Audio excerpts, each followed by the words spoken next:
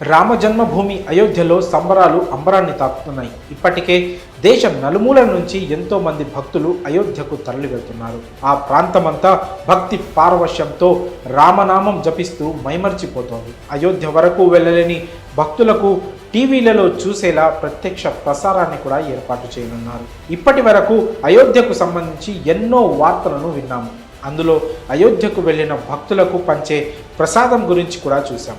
ఇప్పటికే శ్రీరాముడి ఆశీర్వాదంగా అక్షింతలను అందుకున్న భక్తులు అయోధ్య ప్రసాదాన్ని కూడా స్వీకరించాలనే ఆశతో ఉంటున్నారు.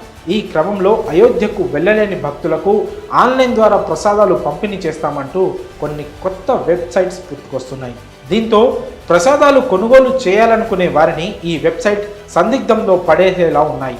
ఆన్లైన్లో ప్రసాదాలు కొనుగోలు చేయాలి అనుకునేవారు కాస్త జాగ్రత్త వహించాలని రామమందిర నిర్మాణ ట్రస్ట్ తెలియజేసింది. ఎందుకంటే ఇంతవరకు ఆన్లైన్ ప్రసాదాల పంపిణీ గురించి ఎటువంటి ప్రకటన తాము చేయలేదని పేర్కొంది.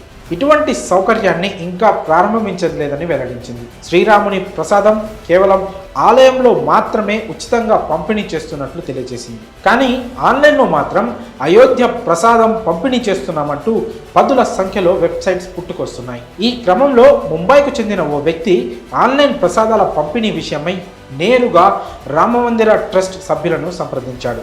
అప్పుడు అసలు విషయం బయటపడింది. అతడు ఆన్లైన్లో తీసుకున్న ప్రసాదాన్ని అక్కడకు తీసుకొని వెళ్ళాడు. కానీ భద్రతా కారణాల దృష్ట్యా అతని ప్రసాదాన్ని సెక్యూరిటీ చెక్ పాయింట్ వద్ద ఆపారు.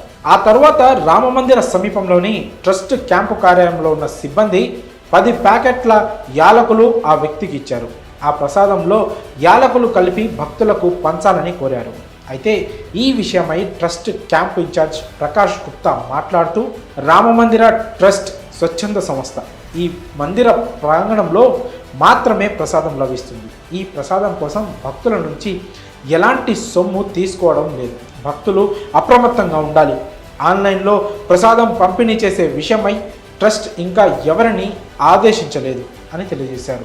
కాగా సామాజిక మాధ్యమాలలో వివిధ వెబ్సైట్ నుంచి రామమందిరం ప్రసాదం ఉచిత హోమ్ డెలివరీ అని చెప్తున్నారు. మరి కొంతమంది దీనికి కొంత అమౌంట్ కూడా ఛార్జ్ చేస్తున్నారు. ఈ క్రమంలోనే khadiorganic.com అనే వెబ్సైట్లో ఆన్లైన్లో